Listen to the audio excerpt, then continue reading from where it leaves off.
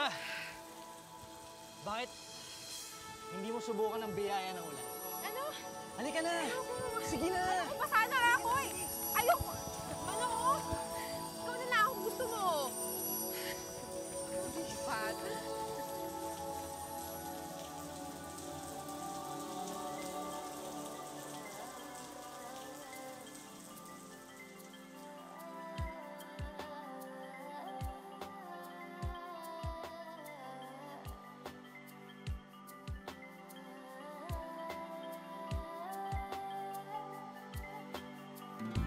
Sa pagsibol ng araw, nakikiusap na sa ulap, mapalikas ang mapalinlang mga aninong bumabalot sa lupa, baghari lang nais na batanaw. Pahiga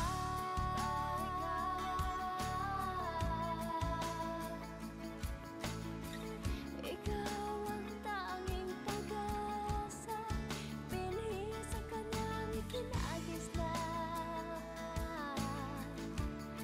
Pagkalandas ay di na babalikan. Para tayong mga tanga. Naligo tayo sa ulan na parang walang iniisip. Pero masaya naman, di ba? Alam mo, ngayon lang ako ulit nakaramdam ng ganito. Yung parang maging bata ulit na malaya, walang iniisip na problema. Wala, basta masaya lang.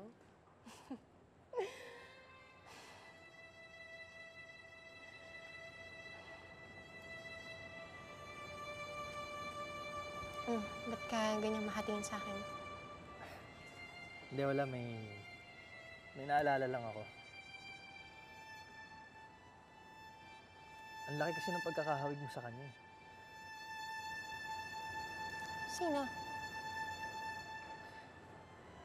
Isang kaibigan. Kababata. Alam mo, kagayang-kagaya mo siyang umiti, lalo na pag natutuwa at saka masaya.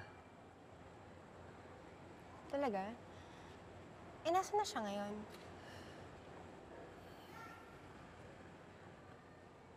Nagkahiwalay kami eh. Hindi na kami nagkita ulit. Bakit? May nasabi ba ako masama?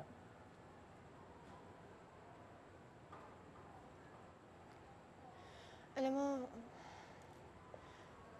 mahirap talaga yung mahiwalay ka sa taong mahal mo. Lalo na kung yung taong to importante sa buhay mo. Ang iyong ina? Hindi mo pa ba siya nakikita hanggang ngayon? Oo. Pati sila, tay. Yung mga kapatid ko.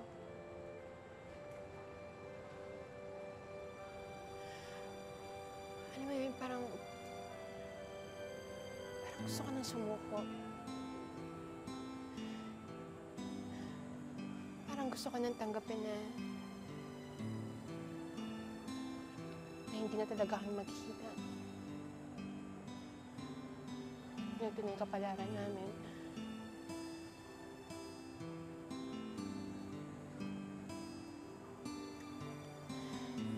Pero kasi mahal na mahal ko nanay ko eh. Mahal na mahal ko sila.